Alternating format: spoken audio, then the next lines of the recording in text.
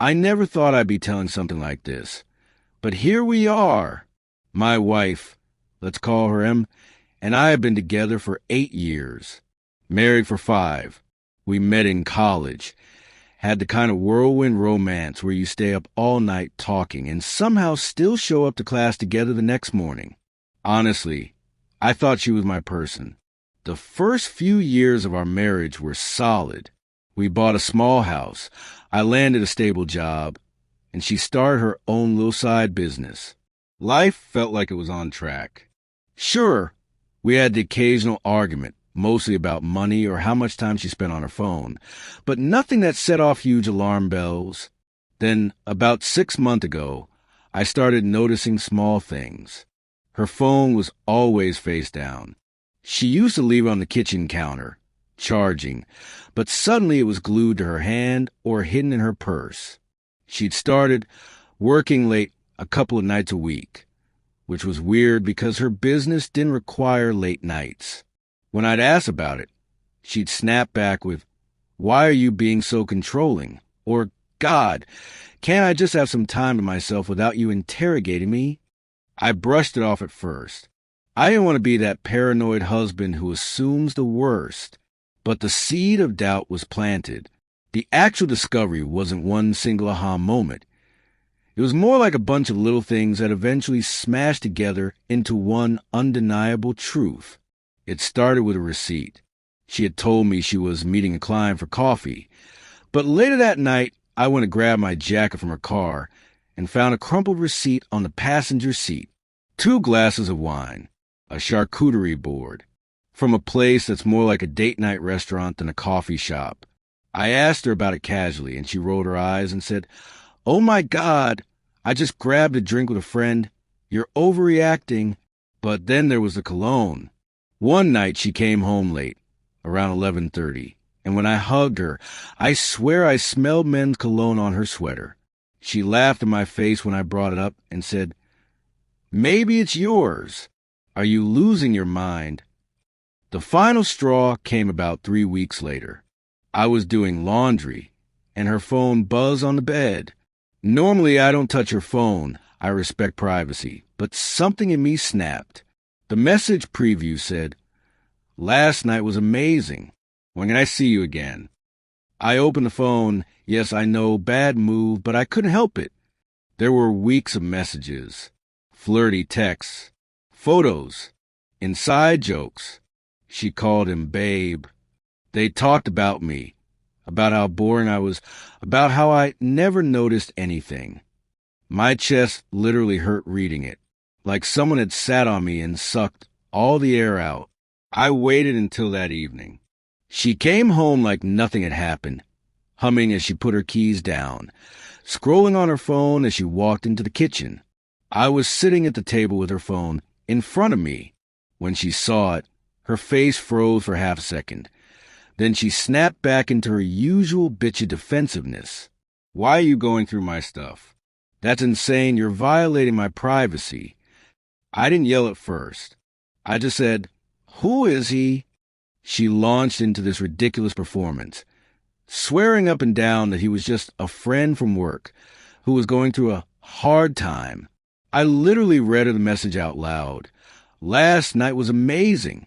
When can I see you again?" And she still had the audacity to roll her eyes and say, "Oh my God, you're twisting things. You don't understand our sense of humor." That's when I lost it. I shouted. I slammed my hand on the table. I told her I wasn't stupid, that I had seen everything. And do you know what she did? She laughed, like an actual smug laugh. Then she said, "Fine, if you want to be dramatic about it. Yes, I've been seeing him. But it's your fault. You've been boring. You never listen. And honestly, I deserve to be happy." Hearing that felt like someone drove a knife straight into me. After she finally admitted it, with that smug, unapologetic tone, I didn't know what to do with myself. I felt like I'd been hit by a truck. I wanted to scream, cry, throw things, but mostly I just sat there staring at her, feeling this mix of disbelief and rage. That night, I couldn't sleep. I wandered around the house, touching things she had touched, smelling her cologne on my pillow, and trying to reconcile the image of the woman I married with the woman who just casually admitted she had been sneaking around behind my back. Every laugh we'd shared, every "I love you," suddenly it all felt like lies. I went through phases that week. Anger first, pure, burning anger. I wanted to confront him, to call him, to scream at him, to ruin everything for both of them. Then came sadness, crushing, endless sadness. I cried in the shower, in my car, even at work sometimes when I thought no one would notice. The most confusing part? The guilt. I kept asking myself if I had somehow failed her, if I could have done something differently to prevent this. Part of me wanted to forgive her. Part of me wanted to leave immediately and never look back. It was chaos inside my head, like a storm that wouldn't let up. After a few days of spiraling, I realized I couldn't keep living in this fog of shock and anger. I needed to make a decision, even if I wasn't ready for the full what now plan. I sat her down one evening. She rolled her eyes, clearly thinking I was just going to whine or beg like a fool, and I laid it out calmly for the first time. We need to decide if we're even going to try to fix this, or if this marriage is over. I can't stay in limbo, and I can't keep pretending like everything is okay. She sighed dramatically, crossed her arms, and said, "Well, maybe I need some space too.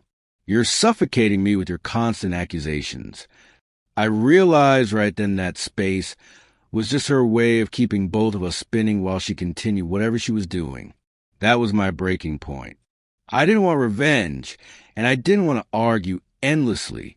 I just knew I had to protect myself. I started looking at options, legal advice, moving a few of my things out temporarily, and figuring out how to emotionally detach without losing my mind. It wasn't a full resolution yet, but it was a first step toward regaining control. The weeks after the confrontation were a roller coaster I wasn't prepared for. Some days I felt numb, like I was walking through life in a fog. Other days, anger flared up so violently I'd slam doors, throw clothes into bags, or pace the house for hours. I'd find myself replaying every little interaction with her, wondering if I'd missed subtle hints, if I should have seen it coming. She acted like nothing had changed at first, which made everything worse.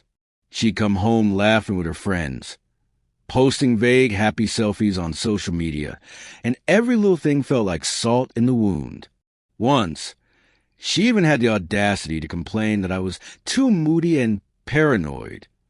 I started journaling every night, trying to get my thoughts out of my head and onto paper.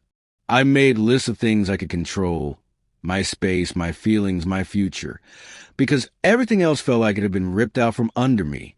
But there were small moments of clarity, too. Walking my dog alone, going for long drives, even cooking my own meals.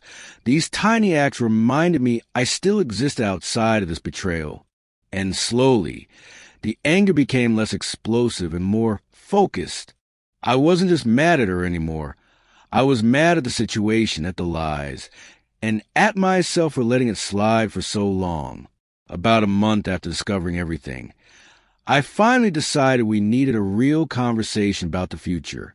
I couldn't keep pretending I could just move past it while she acted like nothing had happened. I sat her down again, no yelling this time, just a steady, controlled voice. I said, "We need to decide if we're going to try to repair this or if this is the end. I can't do both at once. I can't stay in a marriage where I feel lied to every single day." She huffed, crossed her arms, and gave me that infuriating smirk she always does when she thinks she's in control. "Maybe I don't know if I want to fix this either. You're being dramatic, and honestly, you overreact to everything." I realized then that she hadn't felt remorse in the way I imagined someone would after betraying someone they supposedly loved. Every excuse, every blame-shifting comment made it clear she wasn't ready to take responsibility. That was the moment I understood something crucial. I couldn't save this marriage on my own. If she wasn't willing to acknowledge what she had done, There was nothing I could do to rebuild trust. After that conversation, I realized I had to stop letting her actions control my mental state. I started setting boundaries. No more late-night texts. No more checking her social media obsessively. No more pretending that everything was fine when it clearly wasn't. I moved some of my things into a spare room, my laptop, a few clothes, my personal items, so I could have a space that was mine alone. It felt like a small victory, but it was huge emotionally. I also blocked his number when I somehow found it and stopped asking questions about her friendships. I couldn't argue with her excuses anymore. She tried to guilt-trip me almost immediately. You're being cold and unreasonable. I can't even talk to you without you freaking out. But I had to remind myself I wasn't being cold. I was protecting myself. I was acknowledging reality instead of living in a fantasy where she suddenly loved me the way I thought she did. For the first time in weeks, I started to feel some control over my own life. It was rough. It was lonely, but it was mine. As I started carving out space in myself, life began to feel a little less suffocating. I started rediscovering things I let slide while trying to maintain the perfect marriage. Old hobbies, long walks, even just binge-watching shows I liked without worrying if she approved. But the emotional roller coaster didn't stop. Some mornings I'd wake up and feel a tiny spark of hope, imagining a world where we could repair this, only to have it crash by afternoon when I remembered the texts, the lies, her smirk, the way she blamed me for her cheating. There were moments of rage, too. Seeing her laugh at something silly online, knowing he was probably part of that picture, or catching a whiff of his cologne still lingering in the apartment. I'd feel my chest tighten and my hands shake. But slowly, those highs became more frequent than the lows. I realized that my emotional state didn't have to revolve around her anymore. I was learning that my worth wasn't tied to her fidelity or approval, and that gave me a strange, liberating strength. A few weeks into my reclaiming myself phase, I knew I had to lay down the law clearly. I couldn't just protect myself quietly anymore. She needed to know what I would and wouldn't tolerate. I told her straight up, I'm done living in this constant suspicion and stress. You betrayed me, and until you're willing to take responsibility and be honest, I need space. I'm not going to argue with you about whether I'm overreacting or being dramatic. I'm making decisions for my mental health. She huffed, rolling her eyes, of course. You're ridiculous. You think everything's about you, don't you? I can't even explain myself without you throwing a tantrum. I realized I didn't have to explain myself. I didn't know her justifications for protecting my heart. I started enforcing stricter boundaries. No more late-night outings without telling me, no secret messages, and no emotional manipulation. She pushed back hard, but I stayed firm. That clarity gave me a sense of power I hadn't felt since before the betrayal. As the weeks turned into months, it hit me. This marriage might not survive. The reality was brutal. She hadn't shown real remorse, and her excuses and blame shifting weren't going to stop. I had hoped, selfishly maybe, that she would see the damage, that she would fight for us. But every conversation, every interaction, made it painfully clear she wasn't willing to change. I started preparing myself mentally and practically for the possibility of separation. I spoke with a lawyer to understand my rights.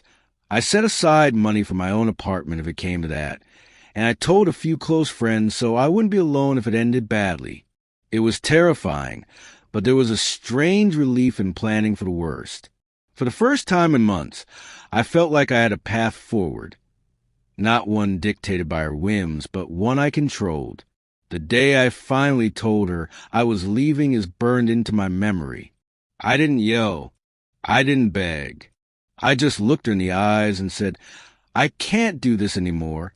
This marriage is over for me. You made your choices, and I have to make mine. She reacted exactly how I expected. Dramatic disbelief at first, then anger, You're overreacting. You're so selfish. I can't believe you're throwing everything away. I sat there quietly, letting her words hit me, and for the first time, I didn't feel the need to defend myself. Packing my things felt surreal. Every item I touched, my laptop, my clothes, my little personal mementos, was a reminder that I was reclaiming my life. I felt grief, of course, loss, sadness, but mixed with it was something new, freedom. By the time I walked out of the house that night, I was exhausted, emotionally drained, but also strangely lighter.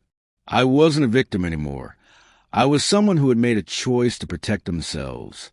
The first few weeks alone were a mix of emptiness and relief. The apartment felt strange without her presence, too quiet, almost alien. I'd catch myself reaching for my phone to text her, only to remember she wasn't part of this life anymore. I threw myself into routines I'd neglected. Cooking for myself, reorganizing my space, exercising more, even reconnecting with old friends I'd drifted away from. Little victories, like making a perfect omelet or finishing a book in one sitting, felt monumental because they were mine alone. Of course, the emotional waves didn't stop. Some nights, I lie awake thinking about all the what-ifs and replaying moments of betrayal. But each morning, I woke up a little stronger, a little more certain that leaving was the right choice. The most powerful realization? I didn't need someone else's validation to feel complete. I was capable of happiness on my own terms, without the constant stress, lies, and manipulation that had defined the last months of my marriage. Looking back now, I see how much this experience changed me. The betrayal was devastating, but it forced me to confront uncomfortable truths about myself, my marriage, and what I deserve. I learned that trust isn't just given. It's earned, and once it's broken, some relationships can't survive. I also realized how important boundaries are. I used to bend over backward to keep the peace, but protecting myself showed me that self-respect is non-negotiable. And maybe most importantly, I learned that I can survive and even thrive after heartbreak. I'm more independent, more aware of red flags, and more capable of standing up for myself. It's still painful at times, but the sadness is paired now with strength. I'm not defined by her lies, her cheating, or her excuses. I'm defined by how I chose to respond. If you're listening to this because you suspect or know your partner is cheating, here's what I've learned. Trust your instincts. Don't ignore the red flags. And don't let anyone gaslight you into doubting your own feelings. Protect your mental and emotional health first. Everything else comes after. It's okay to grieve. It's okay to feel angry, sad, or even guilty. But don't let someone else's betrayal define your life. Set boundaries. Reclaim your space, and don't be afraid to walk away if the relationship isn't healthy. Sometimes love is enough. Sometimes survival is. Looking back, I wish I had acted sooner, trusted my gut, and stopped trying to fix something that wasn't fixable. But I also know that the pain taught me resilience, self-respect, and the importance of valuing myself above anyone else's lies. To anyone in the middle of this, it's messy, it's painful, but you can come out the other side stronger. You owe yourself that.